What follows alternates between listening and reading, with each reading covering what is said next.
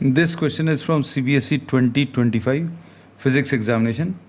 The statement of the problem says, question number 31A, का second part, a ray of light is incident on a refracting face AB of a prism ABC at an angle of 45 degrees. The ray emerges from the face AC and the angle of deviation is 15 degrees. So let us draw the diagram first of all. This is a prism A B C. अब इसमें इन्होंने बोला है the angle of incidence is how much. The angle of incidence अगर draw करना है तो अभी हम लोग यहाँ पर नॉर्मल ड्रॉ करेंगे. The angle of incidence here i is given equal to 45 degrees. I is equal to 45 degrees. The ray emerges from the face A C and the angle of deviation is 15 degrees. अब we are completing the diagram. तो ये पहला refraction यहाँ पर हुआ. फिर दूसरे refraction के लिए अभी हम लोग यहाँ पर एक नॉर्मल ड्रॉ करेंगे. We are drawing this in red colour. अब ये ऐसी कुछ इमर्ज हुई है. This is the emergent ray and normal के साथ इसका जो एंगल है this is angle of emergence. इसको अगर आप आगे बढ़ा दें और इसको अगर आप पीछे बढ़ा दें then this angle is the angle of deviation which is given. और ये वाला एंगल R1 है and this angle is R2. अब क्वेश्चन में इन्होंने बोला है angle of deviation delta is equal to 15 degrees and the angle of the prism is also 15 degrees. दोनों चीज़ें. The angle of the prism is 30 degrees rather. The angle of the prism is 30 degrees. Show that the emergent ray is normal to the face A C. ये जो emergent ray है ये normal के along emerge हो रही है. मतलब angle of emergence zero prove करना है. अगर ये एंगल ऑफ इमर्जेंस ज़ीरो है तो ये जो इमर्जेंट रे है this will be going along the normal. मतलब ये परपेंडिकुलरली इधर से बाहर निकलेगी. तो इसमें we have to prove that angle of emergence is 0 degrees. तो हम लोग जो रिलेशनशिप लिख सकते हैं I plus E is equal to A plus delta. I की वैल्यू 45 प्लस ई लिखा हुआ है. ए की value is 30 degrees plus delta is 15.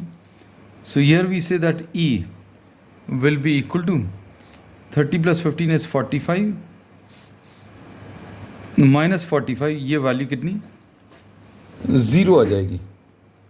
अब इसके बाद आगे इन्होंने क्या बोला है that this angle of emergence is 0 degrees. इसका मतलब क्या है ये अभी हम लोग we are redrawing the diagram.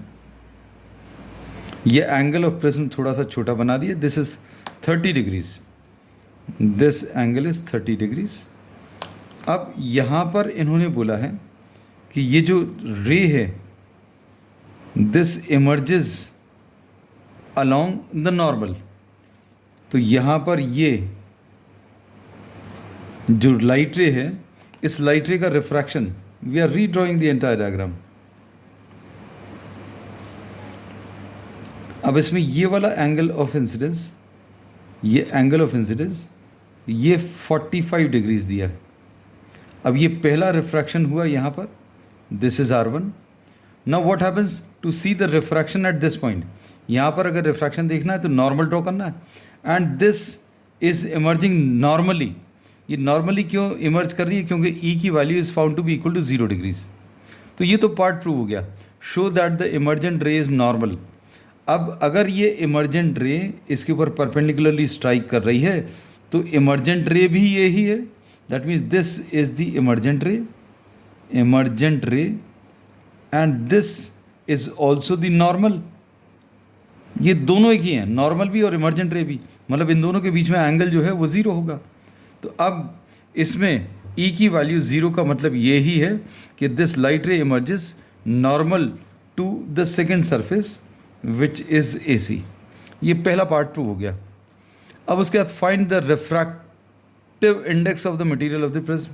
हम लोगों को n की वैल्यू निकालनी है.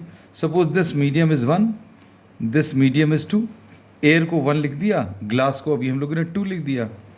अब इसमें हम लोगों को जो रिलेशनशिप मालूम है, A this is equal to R1 plus R2 होगा। अब ए की वैल्यू 30 डिग्रीज है, R1 हम लोगों को कैलकुलेट करना है। अब R2 is the angle which this refracted ray is making with the normal. अब since this refracted ray is along the normal, तो यहाँ पर R2 की वैल्यू भी 0 होगी। तो यहाँ पर दो चीज़ें होंगी, एक तो इमर्जेंस एंगल 0 होगा और R2 की वैल्यू भी 0 होगी। तो अब R1 प्लस R2 की वैल्यू 0, तो R1 की वैल्यू कितनी, R1 की वैल्यू 30 डिग्रीज आ जाएगी। अब इस पॉइंट पर हम लोग स्नेल्स लॉ लगाते हैं। Suppose this is the point P, we are applying the Snell's law at the point P। Snell's law अगर आप लगाएंगे तो क्या आ जाएगा, N1 इंटू ये फर्स्ट मीडियम है और फर्स्ट मीडियम में एंगल साइन आई, सेकेंड मीडियम और सेकेंड मीडियम पर जो एंगल बन रहा है दैट इज R1।